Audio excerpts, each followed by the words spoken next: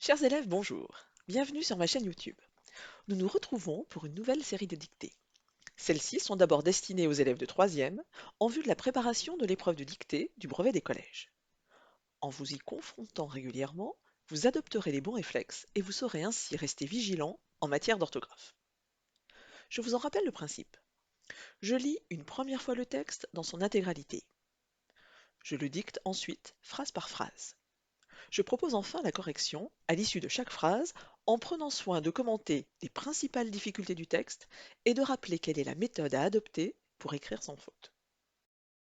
Pour cette première dictée de l'année, je vous propose le début du roman de Fouad Laroui, paru en 2010, Une année chez les Français. Avant de dicter le texte, je préciserai que l'action se déroule à Casablanca, au lycée Lyotet, plus grand établissement d'enseignement français du Maroc. Quant à Miloud, il est le concierge de cet établissement. Je vous lis le texte. Miloud, tout à fait réveillé, se leva pesamment de sa chaise, se pencha sur le comptoir et découvrit un enfant, 9, 10 ans, un enfant minuscule, qui tentait de se hausser sur la pointe des pieds pour l'apercevoir, lui, Miloud, la première ligne de défense du lycée. On ne l'avait pas vu entrer, ce lutin. À côté de lui, posée sur le sol, une petite valise marron, à la poignée blanche, un peu cabossée, attendait la suite des événements. Miloud, qui était d'une grande sagacité, en déduisit que le lutin était en fait un interne. La valise devait contenir le trousseau réglementaire. 6 paires de chaussettes, 6 caleçons, 2 pantalons, 6 mouchoirs, 4 chemises.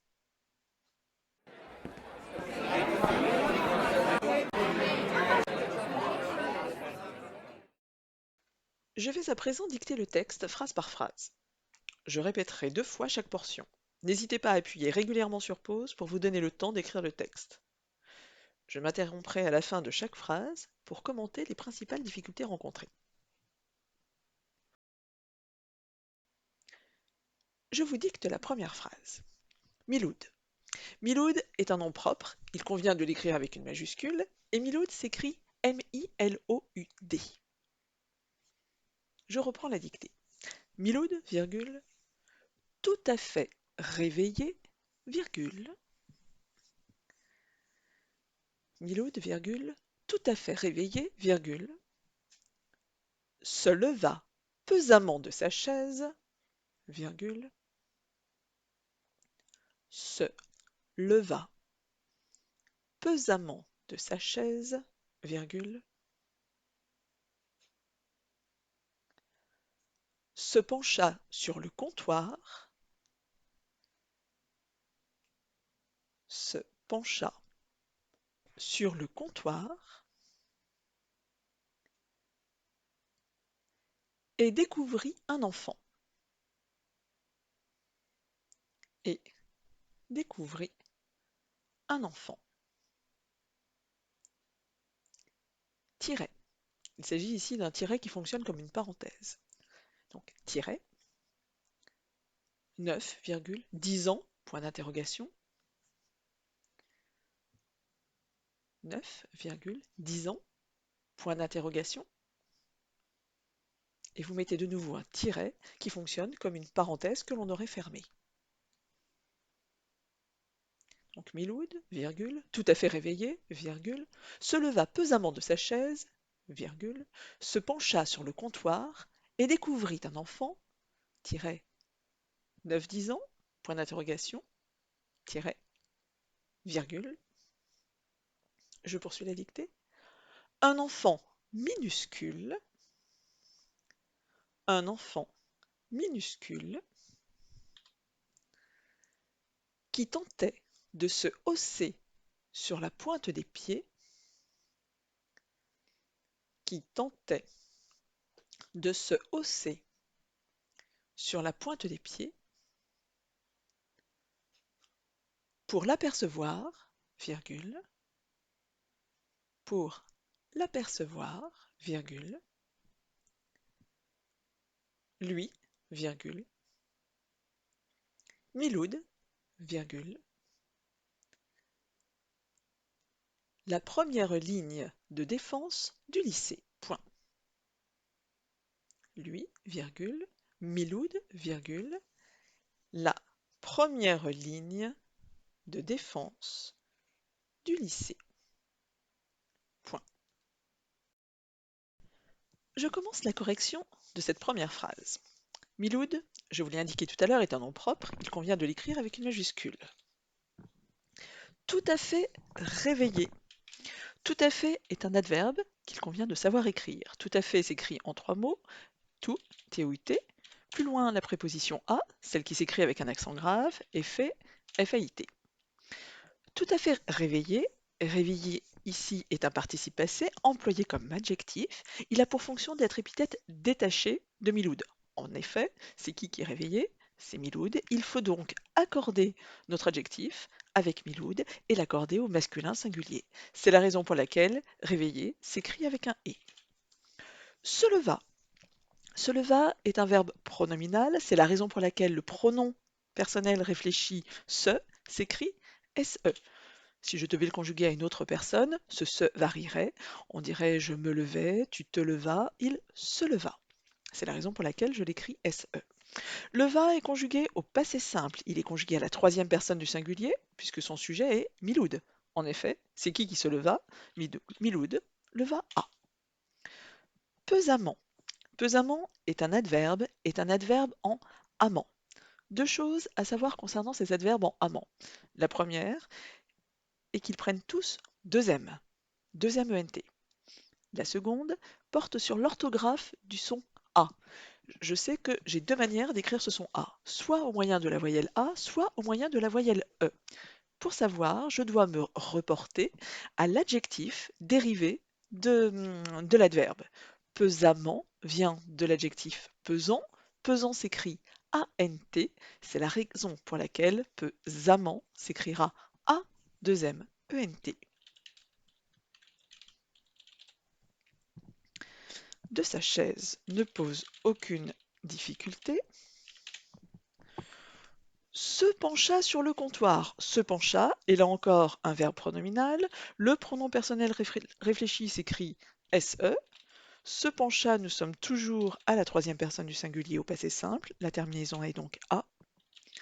Sur le comptoir, attention à l'orthographe de ce mot. Le comptoir est le lieu où l'on compte l'argent au départ. Donc C-O-M-P-T-O-I-R. Et ET, il s'agit de la conjonction de coordination, celle qui me permet d'ajouter une idée, celle que je pourrais remplacer par et puis. Découvrit un enfant. Le verbe découvrir est conjugué au passé simple à la troisième personne du singulier. En effet, son sujet est Miloud, donc découvrir pour terminaison IT. Un enfant ne pose pas de difficulté. 9, 10 ans. 9 est un déterminant numéral invariable. Il indique une quantité de nombre, une quantité plurielle. Néanmoins, lui reste invariable. Il ne prendra jamais de S. 9, 10 ans. En revanche, ce qui est au nombre de 9 ou au nombre de 10, ce sont les ans. An doit se mettre au pluriel. C'est la raison pour laquelle on s'écrit ANS. Un enfant minuscule. Attention à l'orthographe de minuscule, M-I-N-U-S-C-U-L-E, qui tentait de se hausser sur la pointe des pieds. Qui tentait? Le verbe tenter ici est conjugué à l'imparfait. Je dois chercher son sujet. Son sujet grammatical est le pronom relatif qui. Néanmoins, nous savons qu'un pronom relatif reprend le nom situé juste avant lui. Donc qui reprend un enfant minuscule. Et en effet, pour le sens, celui qui tentait de se hausser, c'est l'enfant minuscule. C'est la raison pour laquelle le verbe tenter s'accorde avec un enfant minuscule à la troisième personne du singulier. La terminaison est donc AIT. De se hausser. Se hausser est un verbe pronominal. Le pronom personnel réfléchi s'écrit SE. Le verbe hausser est un verbe du premier groupe. Il se termine ici par le son et. Il convient de savoir si j'ai affaire à un participe passé, et mon verbe hausser s'écrira et, ou à un verbe à l'infinitif, et le verbe hausser s'écrira ER. Il y a une règle qui me dit qu'après une préposition, un verbe se met toujours à l'infinitif. Il se trouve qu'ici, se hausser est précédé de la préposition de. C'est la raison pour laquelle mon verbe doit s'écrire à l'infinitif. Si je veux vérifier, je remplace mon verbe par un verbe du troisième groupe, parce que je sais qu'au troisième groupe, la forme de l'infinitif et du participe passé est différente. Il tentait de prendre, il tentait de partir, il tentait de faire. À chaque fois, j'obtiens l'infinitif. C'est la raison pour laquelle mon verbe se hausser sera lui-même écrit à l'infinitif. Hausser est de la même famille que l'adjectif haut, c'est la raison pour laquelle le radical s'écrit H-A-U, 2-S-E-R pour l'infinitif. Sur la pointe des pieds ne pose pas de difficulté, il s'agit juste de bien penser au S de pied puisqu'il y en a plusieurs. Pour l'apercevoir, attention à l'orthographe de ce verbe, je n'aperçois qu'un P à apercevoir. Apercevoir, en effet, s'écrit A-P-E-R-C-E-V-O-I-R.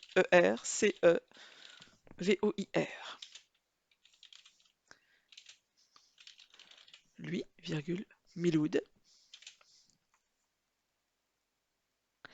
La première ligne de défense du lycée ne pose pas de difficulté.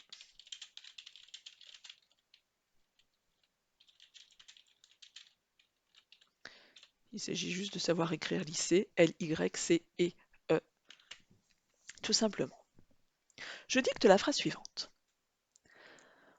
On ne l'avait pas vu entrer, virgule, ce lutin, point. On ne l'avait pas vu entrer, virgule, ce lutin, point. Je corrige. On ne l'avait pas vu. Ce on est le pronom personnel indéfini on, celui qui s'écrit on, et qui est un pronom de troisième personne du singulier. On ne l'avait pas vu. Il s'agit ici du verbe voir, conjugué au plus que parfait. Le verbe voir se conjugue avec l'auxiliaire avoir. Il est précédé ici de L apostrophe. L apostrophe étant un pronom personnel qui reprend l'enfant minuscule. Il a pour fonction d'être COD du verbe voir. On n'avait pas vu entrer quelqu'un, on n'avait pas vu entrer l'enfant. L apostrophe. Puisque mon verbe s'accorde avec on, il s'accorde à la troisième personne du singulier, la terminaison est donc AIT. Quant au participe passé du verbe voir, ici il s'agit du verbe vu. Attention, je sais que mon participe passé, lorsqu'il est employé avec l'auxiliaire avoir, ne s'accorde jamais avec le sujet. Il ne s'accordera donc pas avec on. En revanche, il peut s'accorder avec le COD si celui-ci est placé avant. On n'avait pas vu quelqu'un, on n'avait pas vu L apostrophe, c'est-à-dire l'enfant. Le COD est bien placé avant, c'est-à-dire qu'au moment où j'écris le participe passé, je sais ce qui est vu, je vais donc pouvoir l'accorder avec L apostrophe. Il se trouve ici que L apostrophe est masculin singulier, le participe passé du verbe voir au masculin singulier est vu, écrit VU, tout simplement. Ce lutin, ce est un déterminant démonstratif. Pour vérifier, je peux rajouter l'adjectif fameux juste après lui, ce fameux lutin. Je peux aussi faire suivre le nom lutin des petites particules ci ou là, ce fameux lutin-ci, ce lutin-là, ce qui m'indique que j'ai bien affaire au déterminant démonstratif. Ce s'écrira CE comme tous les démonstratifs. Quant à lutin, il faut savoir l'écrire L-U-T-I-N. Je dicte la phrase suivante. À côté de lui, virgule, à côté de lui, virgule, posé sur le sol, virgule, posé sur le sol, virgule,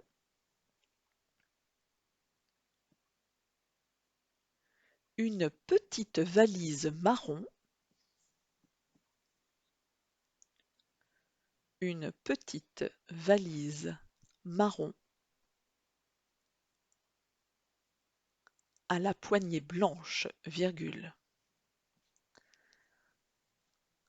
à la poignée blanche, virgule.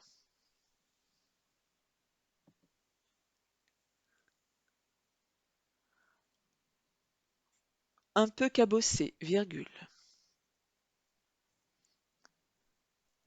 Un peu cabossé, virgule.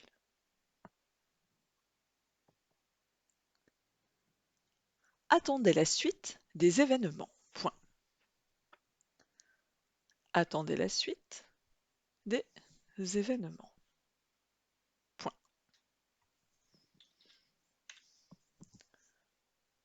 Je corrige. À côté de lui, il s'agit de savoir écrire la préposition à côté de. À côté prend un accent circonflexe sur le O et un accent aigu sur le E. À côté de lui, poser sur le sol. Poser est un participe passé employé comme adjectif. Ici, il est en fonction d'épithètes détachées. Il porte sur valise. Or, valise est située bien après. Il faut donc que je puisse montrer les liens qui existent entre l'adjectif et le nom. Je dois accorder poser avec valise, je ne dois pas me tromper, puisque ce qui est posé sur le sol, c'est bien la valise. Poser s'écrira et puisque je l'accorde au féminin singulier. Sur le sol ne pose pas de problème. Une petite valise marron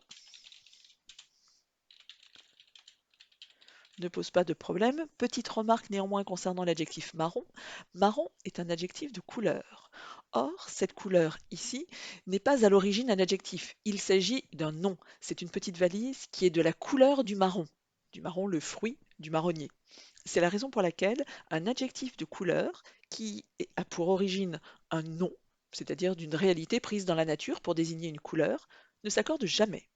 Marron ne s'accorde pas ici. Nous apprenons aussi que cette petite valise marron a une poignée blanche. Donc une petite valise marron a la poignée blanche. A est la préposition A, celle qui s'écrit avec un accent grave. Quant à poignée, ici, s'écrit E. Attention, il s'agit de la poignée d'une valise, comme la poignée d'une porte, à ne pas confondre avec notre poignet qui, lui, s'écrirait ET. Blanche est un adjectif qualificatif, il est épithète lié de poignée, il s'accorde donc avec poignée. Hein, c'est quoi qui est blanche? La poignée. Je dois l'accorder au féminin singulier. Un peu cabossé.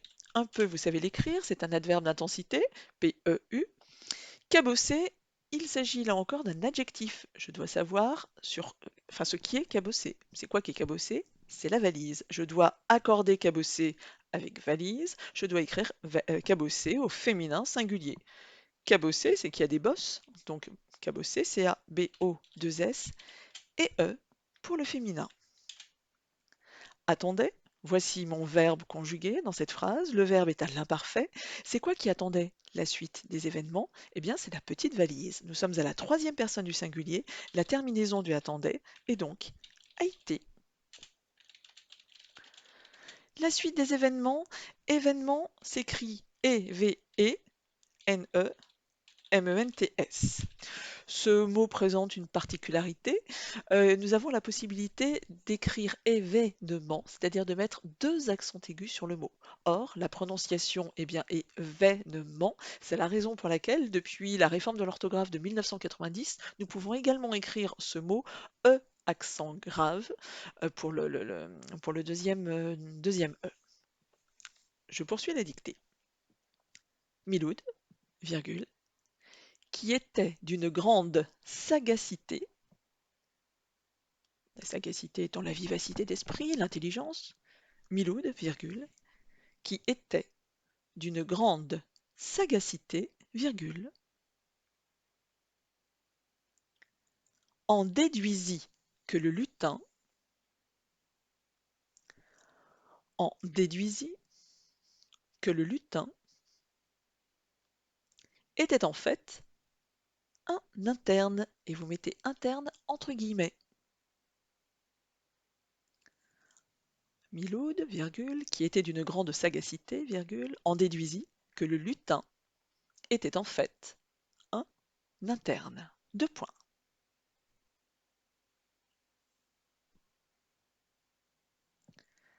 La valise devait contenir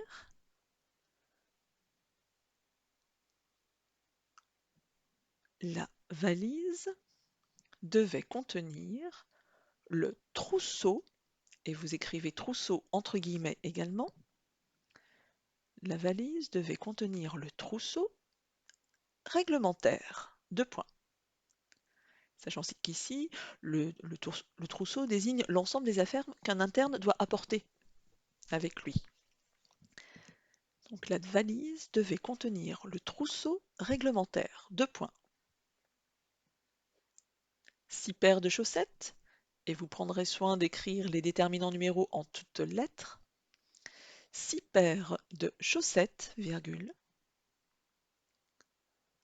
6 caleçons, virgule, 6 paires de chaussettes, 6 caleçons, 2 pantalons, virgule, 6 paires de chaussettes, virgule, 6 caleçons, virgule, 2 pantalons, virgule, 6 mouchoirs, virgule, 4 chemises, point de suspension.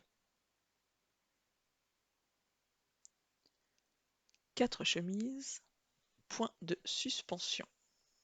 Et c'est la fin de la dictée.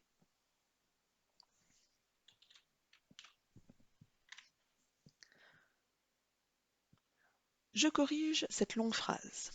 Miloud, virgule, qui était d'une grande sagacité. Qui était, ici mon verbe est conjugué à l'imparfait, le sujet grammatical est le pronom relatif qui, mais pour le sens, le sujet est bien Miloud. Donc la terminaison est une terminaison de troisième personne du singulier, était a été. D'une grande sagacité. Attention à l'orthographe de ce mot. Il s'agit d'un mot en IT, enfin d'un nom en IT. Tous les mots en IT, en T, s'écrivent T. Et pensez à liberté, égalité, fraternité. Les seules exceptions sont au nombre de 3, une dictée, une jetée, une butée. L'ensemble des autres mots s'écrit tout simplement ITE. Ne rajoutez pas de E, même si tous ces noms sont des noms féminins. Sagacité s'écrit donc S-A-G-A-C-I-T-E.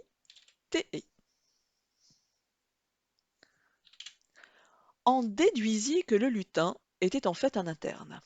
Il en déduisit. Le verbe déduire est conjugué ici au passé simple. Je cherche quel est son sujet. C'est qui en déduisit que? Il s'agit de Miloud. Mon verbe est conjugué à la troisième personne du singulier. Une terminaison verbale au passé simple pour une troisième personne du singulier ici sera IT. Que le lutin était, nous sommes à la troisième personne du singulier, à l'imparfait, le sujet de était est le lutin. En fait, un interne. Attention à cet adverbe en fait, que vous avez beaucoup de difficultés à écrire. En fait s'écrit bien en deux mots, en, plus loin, fait, F-A-I-T. En fait, c'est dans les faits. Donc, en deux mots, et surtout le deuxième, F-A-I-T. Un interne, pas de difficulté pour la fin de cette proposition. La valise devait contenir le trousseau réglementaire. La valise devait contenir, devait est conjugué à l'imparfait, c'est qui devait? C'est la valise, devait AIT, puisqu'il s'accorde à la troisième personne du singulier. Contenir, vous savez l'écrire, tout comme le mot trousseau, de la même famille que trousse, T-R-O-U-2-S-E-A-U, réglementaire, c'est-à-dire conforme au règlement. La fin de réglementaire s'écrit A-I-R-E. 6 paires de chaussettes, il fallait écrire 6 en toutes lettres, c'est-à-dire S-I-X. Paires de chaussettes, puisqu'il y en a 6, les paires, eh bien, il faut mettre paires au pluriel, P-A-I-R-E-S. Pour chaque paire, il y a 2 chaussettes, donc chaussettes s'emploie également au pluriel, S à la fin. 6 caleçons, puisqu'il y a 6 caleçons, caleçon devra être écrit au pluriel. Attention néanmoins à l'orthographe du caleçon, il ne faut pas oublier la cédille sous le C pour obtenir le son SE. 2 pantalons, là encore, n'oubliez pas le S à la fin de pantalon. 6 mouchoirs, même chose, il ne faut pas oublier le S à la fin de mouchoir. 4 est un déterminant numéral et comme tout déterminant numéral, il est invariable. Certes, il exprime une quantité plurielle, néanmoins, il désigne à lui seul une quantité 4. Il est inutile de mettre un S à 4. En revanche, puisqu'il y a 4 chemises, le nom chemise, lui, prend bien un S, il est bien au pluriel. Point de suspension, rappelez-vous, les points de suspension, ce sont les 3 petits points. Nous en avons terminé avec cette dictée, je vous donne rendez-vous pour la prochaine.